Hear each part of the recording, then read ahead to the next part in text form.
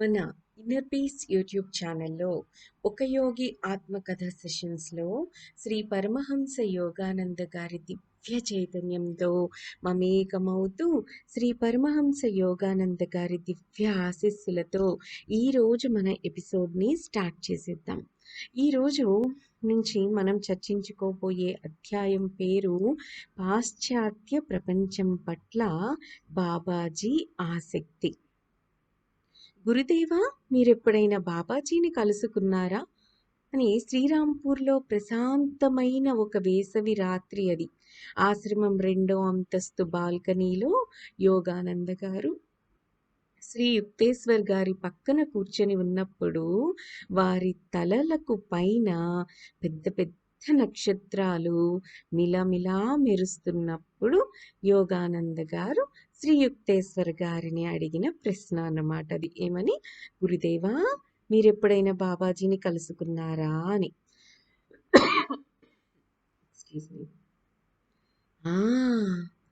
నా అని యోగానంద గారి సూటి ప్రశ్నకు గురుదేవులు చిరునవ్వు నవ్వారు. ఆయన కళ్ళు ఆ అంటున్నప్పుడు భక్తి ప్రవత్తులతో ప్రకాశించడాన్ని యోగానంద గారు గమనించారు.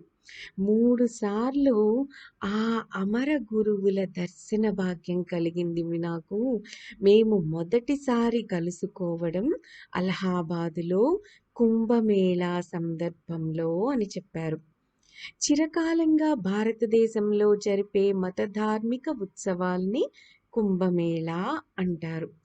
ఆధ్యాత్మిక లక్ష్యాల్ని అవి జనబాహుళ్యం దృష్టిలో ఎప్పుడు నిలుపుతూ ఉంటాయి. శ్రద్ధాళువులైన హిందువులు వేలాది మంది సాధువుల్ని, యోగుల్ని, స్వాముల్ని, తపస్సుల్ని, అన్ని రకాల వాళ్ళని దర్శించుకోవడానికి ప్రతి 12 ఏళ్లకి ఒకసారి లక్షలకి లక్షలు వచ్చి చేరుతారు ఆ కుంభమేళాలలో. మామూలుగా ఎన్నడూ ఏకాంత స్థానాల్ని విడిచిరాని సాధువులు చాలామంది ఈ కుంభమేళాకు హాజరై ప్రాపంచిక స్త్రీ పురుషులకు తమ ఆశీస్సులు అందిస్తారు.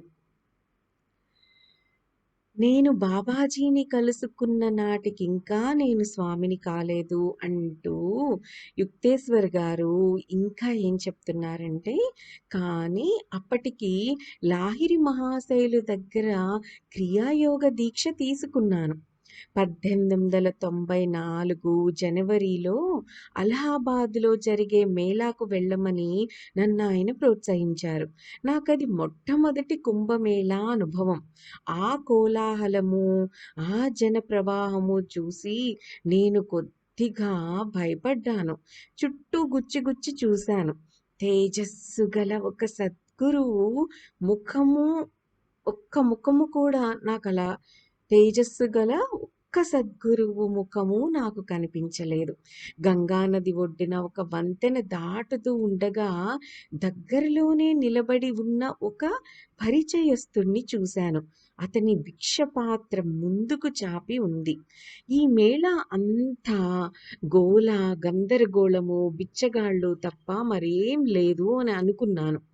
నిరాశపడి మనస్సును భిక్షాల మీదే నిలిపి పైకి ధర్మోపదేశాలు చేసే ఈ సోమరుల కన్నా మానవ కళ్యాణం కోసం విజ్ఞాన రంగాల్ని ఓర్పుతో విస్తరింపచేస్తున్న పాశ్చాత్య విజ్ఞాన శాస్త్రవేత్తలు దేవుడికి ఎక్కువ సంతోషం కలిగించడం లేదా అని అనిపించింది. ఏమనిపించింది యుక్తేశ్వర్ గారికి? ఇంకొకసారి రిపీట్ చేస్తా. మనకి అలాగే అనిపిస్తూ ఉంటుంది. ఈ మేళ అంతా గందరగోళంగా, బిచ్చగాళ్ళు తప్ప మరేం లేదు. నిరాశపడి మనసును భిక్షాల మీద సారీ, ఎక్స్క్యూజ్ మీ. ఏమనుకున్నారు అంటే యుక్తేశ్వర్ గారు, మనలో చాలా మందిని కూడా అదే రకంగా ఫీల్ అవుతాం. అందుకని రిపీట్ చేస్తున్నా. ఈ మేళా అంతా గోల గందరగోళము, బిచ్చగాళ్ళు తప్ప మరేమీ లేదు. మనసును భిక్షాల మీద నిలిపి పైకి ధర్మోపదేశాలు చేసే ఈ సోమరుల కన్నా మానవ కళ్యాణం కోసం విజ్ఞాన రంగాల్ని ఓర్పుతో విస్తరింపచేస్తున్న పాశ్చాత్య విజ్ఞాన శాస్త్రవేత్తలు దేవుడికి ఎక్కువ సంతోషం కలిగించడం లేదా అని అనిపించిందట యుక్తేశ్వర్ గారికి. అప్పుడు ఆయన ఏం చెప్తున్నారంటే, అప్పుడు నా ఎదురుగా వచ్చి ఆగిన పొడగాటి ఒక సన్యాసి కంఠస్వరం సమాజ సంస్కరణ గురించి నాలో రగులుతున్న ఆలోచనలకు అంతరాయం కలిగించింది. మహాశయ, మిమ్మల్ని ఒక సాధువు పిలుస్తున్నారండి అన్నాడతను. ఎవరాయన అని అడిగాను నేను. వచ్చి మీరే చూడండి అన్నాడతను. కొంచెం వెనకాడుతూనే ఆయన టూకీగా ఇచ్చిన ఈ సలహాని పాటించి ఒక చెట్టు దగ్గరికి వచ్చాను. ఆ చెట్టు కొమ్మల నీడన ఆకర్షకమైన శిష్య బృందంతో ఉన్న ఒక గురువు గారిని చూశాను. మిలమిల మెరిసే నల్ల కళ్ళతో తేజస్వంతమైన అసాధారణ విగ్రహం గల ఆ గురువు గారు నేను వస్తూ ఉండగా లేచి నుంచొని నన్ను కావలించుకున్నారు. స్వాగతం స్వామీజీ అన్నారాయన ఆప్యాయంగా. అయ్యా, నేను స్వామిని కానండి అని ఒత్తి పలికాను. స్వామి అన్న బిరుదు ఎవరికి ఇమ్మని దైవపరంగా నాకు ఆదేశం వచ్చిందో వాళ్ళు దాన్ని పరిత్యజించరు. ఆయన ఇలా యుక్తేశ్వర్ గారితో సౌమ్యంగా మాట్లాడారు, కానీ ఆయన మాటల్లో గాఢమైన సత్యనిష్ట ధ్వనించింది. తక్షణమే ఒకానొక ఆధ్యాత్మిక ఆశీర్వాద తరంగం నన్ను ముంచెత్తేసింది అంటున్నారు యుక్తేశ్వర్ గారు. ఇంకా ఏమంటున్నారంటే, సనాతన సన్యాసాశ్రమ స్థాయికి హఠాత్తుగా నన్ను పెంచినందుకు చిరునవ్వు నవ్వుతూ, ఆ విధంగా నన్ను గౌరవించి మానవ రూపంలో ఉన్న మహామహులుగా, దేవతా సదృశులుగా స్పష్టమవుతున్న ఆయన పాదాలకు ప్రమాణం చేశాను అంటున్నారు యుక్తేశ్వర్ గారు. ఉత్తరోత్తర శ్రీ యుక్తేశ్వర్ గారికి బుద్ధగయలోని మహంతు గారు అనుష్ఠానికంగా సన్యాస దీక్ష ఇచ్చారు. కానీ ఈ సమయంలోనే ఆయనకి సనాతన సన్యాశ్రమ స్థాయికి ఆయన్ని ఆ గురువు గారు తీసుకువెళ్ళారు. బాబాజీ, నిజంగా బాబాజీయే ఆ చెట్టు కింద తమకు దగ్గరగా ఉన్న ఒక ఆసనం నాకు చూపించారు అంటున్నారు యుక్తేశ్వర్ గారు. ఆయన బలిష్టంగా పడుచు వయసులో ఉన్నవారు, లాహిరి మహాశయుల్ని పోలి ఉన్నారు. ఈ మహానుభావులిద్దరు రూపురేఖల్లోనూ ఉండే అసాధారణమైన పోలికల్ని గురించి అంతకు ముందు నేను తరచుగా వినే ఉన్నప్పటికీ అప్పుడు ఆ పోలిక నాకు తట్టలేదు. ఒక వ్యక్తి మనస్సులో ఏ నిర్దిష్ట భావమైనా తలెత్తకుండా నిరోధించే శక్తి బాబాజీకి ఉంది. అంతే కదా, నిరాశపడ్డారు కదా యుక్తేశ్వర్ గారు. ఈ మనస్సును భిక్షాల మీద నిలిపి పైకి ధర్మోపదేశాలు చేసే ఈ సోమరుల కన్నా మానవ కళ్యాణం కోసం విజ్ఞాన రంగాల్ని ఓర్పుతో విస్తరింపచేస్తున్న పాశ్చాత్య విజ్ఞాన శాస్త్రవేత్తలు దేవుడికి ఎక్కువ సంతోషం కలిగించడం లేదా అని నిరాశపడి ఒక నిర్దిష్టమైన భావనని ఆయనలో కలగజేసుకున్నారు కదా. అప్పుడు ఒక వ్యక్తి మనసులో ఏ నిర్దిష్ట భావననైనా తలెత్తకుండా నిరోధించే శక్తి ఎవరికి ఉంటుంది? అద్భుతమైన పరమ నిష్ఠాపరులైన ఆత్మ సాక్షాత్కారం పొందిన గురువులకు, గొప్ప గొప్ప గురువులకి అంతటి శక్తి బాబాజీకి కూడా ఉంది. సో వెంటనే బాబాజీ యొక్క దర్శనం కలిగింది శ్రీ యుక్తేశ్వర్ గారికి. ఆయన్ని నేను ఇంకా యుక్తేశ్వర్ గారు ఏమంటున్నారంటే, ఆయన్ని నేను గుర్తుపట్టి భయభక్తులతో మునిగిపోకుండా తమ సమక్షంలో పూర్తిగా సహజంగా ఉండాలని మహాగురువులు ఆశించారని నాకు స్పష్టమవుతోంది. కుంభమేళా గురించి ఏమనుకుంటున్నావు అని అడిగారు ఆయన. స్వామి నాకు చాలా నిరాశ కలిగిందండి అని చెప్పి చటుక్కున ఎలా అన్నాను. మిమ్మల్ని కలుసుకునేటంత వరకు ఏమిటో కానీ సాధువులకి ఈ సంక్షోభానికి పొత్తు కుదిరినట్టు కనిపించడం లేదండి అన్నాను. బాబూ అటు అంటూ ప్రారంభించారు ఆ మహాగురువులు. ఆయన వయసుకు నేను దాదాపు రెట్టింపు వయసులో ఉన్నట్టు పైకి కనిపిస్తున్నప్పటికీ, ఎక్కువ మందిలో తప్పులున్నాయి కదా అని అందరూ చెడ్డవాళ్ళు అని తీర్పు చెప్పకూడదు. ఇసాక పంచదారల మిశ్రమంలాగా ఇసక పంచదారల మిశ్రమంలాగా ఈ భూమి మీద ఉన్న ప్రతిదీ కూడా మిశ్రమ స్వభావం కలిగినదే. పంచదార మాత్రమే తీసుకొని ఇసుకను ముట్టకుండా వదిలేసే తెలివైన చీమ మాదిరిగా ఉండు.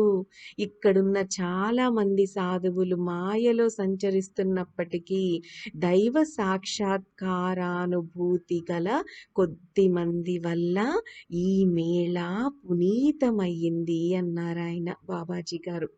ఏం చెప్పారో అద్భుతంగా ఇంకొకసారి మనం గుర్తు చేసుకుందాం. ఆయన ఏమన్నారు?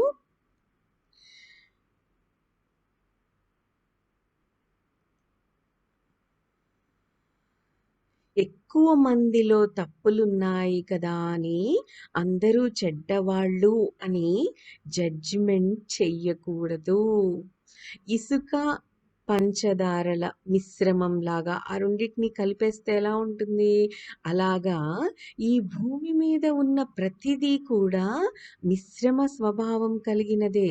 ప్రతి చోట మంచి చెడు అనేవి కనిపిస్తూ ఉంటాయి. ఆ మంచి చెడు అనేది ఎలా డిసైడ్ అవుతుంది? ఏది కూడా మంచి కాదు, చెడు కాదు. కానీ అది మనకి మన ఆలోచనల ద్వారా, మనమున్న స్థితిని బట్టి, మనకున్న భావాలని బట్టి మనకి ఆ విషయం మంచిది కావచ్చు, చెడు కావచ్చు. మనకి మంచిదయింది, ఎదుట వాళ్ళకి చెడు అని అనిపించవచ్చు. మనకి చెడు అనిపించింది, ఎదుట వాళ్ళకి మంచి అని కూడా అనిపించవచ్చు కదా. అలా ఇసుక పంచదారలుని కలిపేస్తే ఇసుక చెడు, పంచదార మంచిది అని మనం అంటాం. ఎందుకని? ఇసుక మనకి పనికిరాదు, పంచదార మనకి పనికొస్తుంది కాబట్టి. అలాగా మనకున్న ఆ అవగాహన బట్టి, ఆ ఆలోచన బట్టి, ఆ స్థితిని బట్టి మనకి మంచి చెడు అని అవసరమైంది. ఒకవేళ మనకి ఇసుకే అవసరమైన స్థితిలో మనం ఉంటే గనక అప్పుడేమవుతుంది? పంచదార చెడవుతుంది, ఇసుక మంచిదవుతుంది కదా. ఇలా ఇసుక పంచదారల మిశ్రమం లాగే ఈ భూమి మీద ఉన్న ప్రతిదీ మిశ్రమ స్వభావమే కలిగి ఉంటుంది. పంచదార మాత్రమే తీసుకొని ఇసుకను ముట్టకుండా వదిలేసే తెలివైన చీమ మాదిరిగా మనం ఉండాలి. సో చీమ నుండి మనం నేర్చుకోవలసిన విషయం ఇది. చెడుని వదిలేసి మంచిని మాత్రమే తీసుకుంటూ ముందుకెళ్ళిపోవాలి. ఇక్కడున్న చాలా మంది సాధువులు మాయలో సంచరిస్తూ ఉంటారు. దైవ సాక్షాత్కారానుభూతి గల కొద్ది మంది వల్ల ఈ కుంభమేళా పునీతమైంది అని బాబాజీ చెప్పారు యుక్తేశ్వర్ గారికి. ఇంకా యుక్తేశ్వర్ గారు ఏం చెప్తున్నారంటే యోగానంద గారికి, ఈ మహాగురువులతో నాకు సమాగమం జరిగినందువల్ల నేను త్వరగానే ఆయన అభిప్రాయంతో ఏకీభవించాను.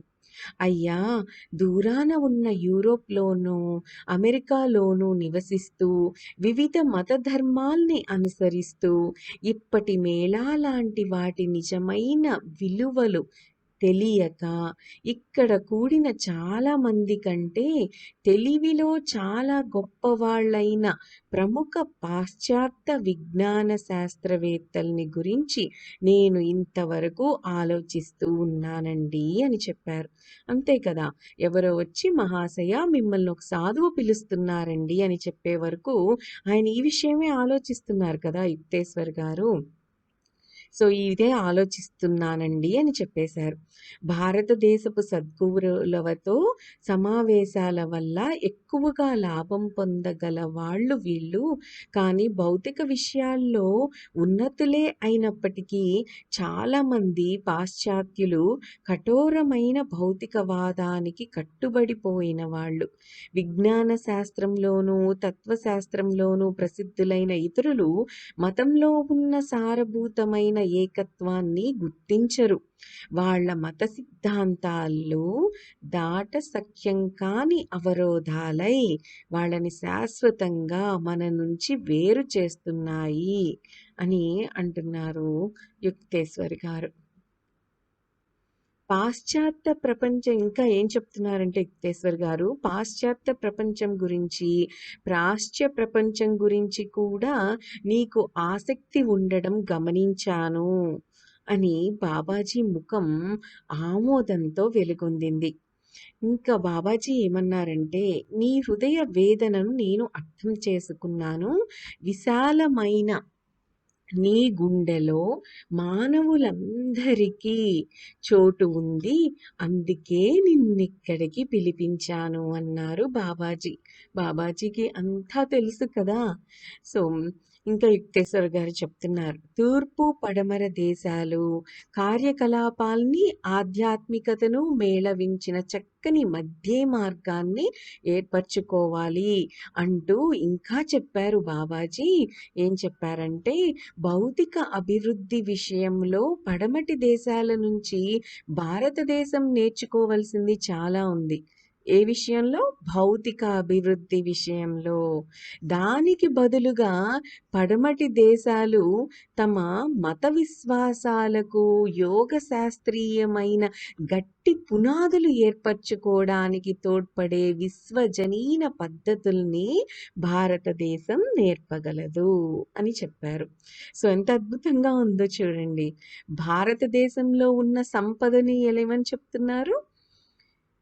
మత విశ్వాసాలకు యోగ శాస్త్రీయమైన గట్టి పునాదులు ఏర్పరచుకోవడానికి తోడ్పడే విశ్వజనీన పద్ధతులన్నీ భారతదేశంలో ఉన్నాయి. భౌతిక అభివృద్ధి విషయంలో పడమటి దేశాల్లో గొప్పగా ఉంది. సో భౌతిక అభివృద్ధిని, భౌతికంగా అభివృద్ధి చెందడం అన్నది మనం పడమటి దేశాల నుంచి నేర్చుకోవాలి. దానికి బదులుగా పడమటి దేశాలు ఏం నేర్చుకోవాలి మన దగ్గర? మత విశ్వాసాలకు యోగ శాస్త్రీయమైన గట్టి పునాదులు ఏర్పరచుకోవడానికి తోడ్పడే విశ్వజనీన పద్ధతుల్ని భారతదేశం నేర్పగలదు వాళ్ళకి. ఇంకా శ్రీ యుక్తేశ్వర్ గారు యోగానంద గారికి ఏం చెప్తున్నారంటే, స్వామీజీ, పాశ్చాత్య ప్రపంచాల మధ్య ముందు జరగబోయే సామరస్యపూర్వకమైన వినిమయంలో మీరు నిర్వహించవలసిన పాత్ర ఒకటి ఉంది. మరి కొన్నేళ్లకి నేను మీ దగ్గరికి ఒక శిష్యుణ్ణి పంపుతాను. పాశ్చాత్య ప్రపంచంలో యోగ విద్యా వ్యాపనానికి మీరతన్ని తర్ఫీదు చేయగలరు. ఆధ్యాత్మికంగా అన్వేషణ సాధిస్తున్న అక్కడి అనేక ఆత్మల స్పందనలు వరదలా నా దగ్గరికి వస్తూ ఉంటాయి. అమెరికాలోనూ యూరోప్లోనూ జాగృతి పొందడానికి ఎదురు చూస్తున్న భవిష్యత్ సాధువుల్ని నేను చూస్తూ ఉన్నాను అన్నారు బాబాజీ. చూడండి, బాబాజీ లాహిరి మహాశైలిని ఎంచుకున్నారు. దేనికోసం? క్రియాయోగ విస్తరణ కోసం. అలాగే బాబాజీ ఇప్పుడు యుక్తేశ్వర్ గారిని సెలెక్ట్ చేసుకున్నారు. ఎందుకు? ఇక్కడ చెప్తున్నారు కదా చక్కగా. ఇంకొకసారి చూద్దామా అదేమిటో. పాశ్చాత్య ప్రపంచాల మధ్య ముందు జరగబోయే సామరస్యపూర్వమైన వినిమయంలో మీరు నిర్వహించవలసిన పాత్ర ఒకటి ఉంది. అది అని యుక్తేశ్వర్ గారికి బాబాజీ చెప్తున్నారు. సో యుక్తేశ్వర్ గారు చేయాల్సిన పాత్ర ఏంటి? పాశ్చాత్య ప్రపంచాల మధ్య ముందు జరగబోయే సామరస్యపూర్వకమైన వినిమయంలో యుక్తేశ్వర గారు నిర్వహించవలసిన పాత్ర ఒకటి ఉంది అని చెప్తున్నారు బాబాజీ. అదేమిటి అంటే, ఆయనే క్లియర్గా చెప్తున్నారు చూడండి. మరి కొన్నేళ్లకి నేను ఈ ఈ బాబాజీని కలుసుకునేటప్పటికి ఇంకా యుక్తేశ్వర్ గారు సాధువుగా మారలేదు కదా! సో, ఏం చెప్తున్నారు బాబాజీ? మరి కొన్నేళ్ళకి నేను మీ దగ్గరికి ఒక శిష్యుణ్ణి పంపుతాను. పాశ్చాత్య ప్రపంచంలో యోగ విద్యా వ్యాపకానికి మీరతన్ని తయారు చేయాలి. అంటే పాశ్చాత్య దేశాల్లో యోగ విద్యని స్ప్రెడ్ చేయడానికి మీరతన్ని తయారు చేయాలి అని చెప్తున్నారు. ఆధ్యాత్మికంగా అన్వేషణ సాగిస్తున్న అక్కడ పాశ్చాత్య దేశాల్లో ఉండే అనేక ఆత్మల స్పందనలు వరదలా నా దగ్గరికి వస్తూ ఉంటాయి. అమెరికాలోను, యూరప్‌లోను జాగృతి పొందడానికి ఎదురు చూస్తున్న భవిష్యత్ సాధువుల్ని నేను చూస్తూ ఉన్నాను అని బాబాజీ చెప్తున్నారు. తమ కథనంలో ఈ అంశం దగ్గర శ్రీ యుక్తేశ్వర గారు తమ దృష్టి పూర్తిగా యోగానంద గారి మీద కేంద్రీకరించారు. అంటే చూడండి యుక్తేశ్వర గారు ఏమంటున్నారు, నాయనా అనేక సంవత్సరాలకు పూర్వమే నా దగ్గరికి పంపుతానని బాబాజీ మాట ఇచ్చిన శిష్యుడివి నువ్వే అన్నారు గురుదేవులు పండు వెన్నెట్లో చిరునవ్వు చిందిస్తూ. అసలు అలా అనేటప్పటికీ బాబాజీ యోగానంద్ గారిని శిష్యుడిగా ఈ పనికి ఈ కార్యానికి సెలెక్ట్ చేసుకుని యుక్తేశ్వర్ గారి దగ్గరికి యుక్తేశ్వర్ గారి శిష్యుడిగా పంపించి అక్కడ యుక్తేశ్వర్ గారిని బీకామ్ కూడా యుక్తేశ్వర్ గారు పని ఏమిటి, యోగానంద్ గారిని తయారు చేయడం దేనికి, పాశ్చాత్య ప్రపంచంలో యోగ విద్యాభ్యాసానికి. సో బీకామ్ చదవమన్నారు, కాలేజ్కి వెళ్ళి డిగ్రీ ఎలాగోలా కంప్లీట్ చేయన్నారు, నీకున్న ఇదేంటి ఇలా కంప్లీట్ చేస్తేనే పాశ్చాత్య దేశాల్లో ఒక డిగ్రీ లేకపోతే నువ్వు చెప్పేది వాళ్ళు వినరు అని చెప్పారు. ఇలాగ ఎన్నో చెప్తూ ఉన్నారు కదా. ఇప్పుడు అసలు సీక్రెట్ రివీల్ చేశారనమాట. నాయన అనేక సంవత్సరాలకు పూర్వమే నా దగ్గరికి పంపుతానని బాబాజీ మాట ఇచ్చిన శిష్యుడివి నువ్వే అన్నారు గురుదేవులు. బాబాజీయే యోగానంద్ గారికి శ్రీ యుక్తేశ్వర్ గారి సన్నిధికి దారి చూపించి నడిపించారని తెలిసి ఎంతగానో సంతోషించారు యోగానంద గారు. అయినా యోగానంద గారి గురువర్యులకు నిరాడంబర ఆశ్రమ ప్రశాంతికి దూరంగా ఎక్కడో దూరాన ఉన్న పాశ్చాత్య ప్రపంచంలో నా ఉనికిని ఊహించుకోవడం నాకు కష్టంగా ఉంది గురువుగారు అని చెప్తున్నారంటే నా గురువర్యులకు నిరాడంబర ఆశ్రమ ప్రశాంతికి దూరంగా ఎక్కడో దూరాన ఉన్న పాశ్చాత్య ప్రపంచంలో నా ఉనికిని ఊహించుకోవడం నాకు కష్టంగా ఉంది అనుకున్నారు యోగానంద గారు. అప్పుడు యుక్తేశ్వర్ గారు ఇంకా చెప్తున్నారనమాట. తరువాత బాబాజీ భగవద్గీత గురించి మాట్లాడారు అంటూ చెప్పసాగారు శ్రీ యుక్తేశ్వర్ గారు. గీతలో చాలా అధ్యాయాలకి నేను వ్యాఖ్యలు రాశానన్న సంగతి తమకి తెలిసినట్టుగా మెచ్చుకుంటూ కొన్ని మాటల్లో ఆయన సూచించడంతో ఆశ్చర్యానికి గురయ్యాను నేను అని అంటున్నారు యుక్తేశ్వర్ గారు. చూడండి బాబాజీకి సర్వాంతర్యామి, ఆయనకి అన్నీ తెలుసు. ఆయనకి ఏమి ప్రత్యేకంగా మనం చెప్పాల్సిన అవసరం లేదు కదా. అదే ఇక్కడ ఇంకొకసారి నిరూపితమైందనమాట. ఇంకా యుక్తేశ్వర్ గారు ఏం చెప్తున్నారంటే, నా కోరిక మన్నించి స్వామీజీ మీరు మరో పని చేపట్టండి అన్నారు మహాగురువులు. సో ఆ పని ఏమిటి, ఎలా, ఆ తర్వాత డిస్కషన్ ఎక్కడి దాకా వెళ్ళింది అన్నది మనం మన నెక్స్ట్ ఎపిసోడ్లో డిస్కస్ చేద్దాం. దట్స్ ఆల్ ఫర్ టుడే అండి. Have a great day. ఈరోజు మనం పొందిన ఈ అద్భుతమైన అనుభూతిని నెమరు వేసుకుంటూ మీ దగ్గర నుండి సెలవు తీసుకుంటున్నాను. You to have a great day అండి. Thank you, thank you, thank you.